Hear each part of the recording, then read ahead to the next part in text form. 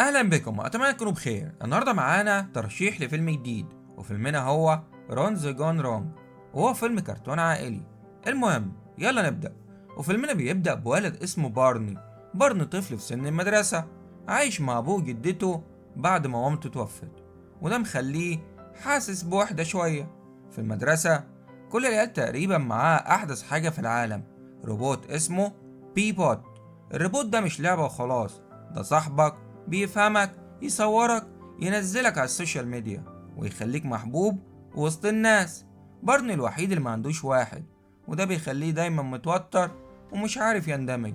وكل يوم بيشوف صحابه بيتعرفوا على ناس جديدة عن طريق الروبوتات، وهو واقف بعيد.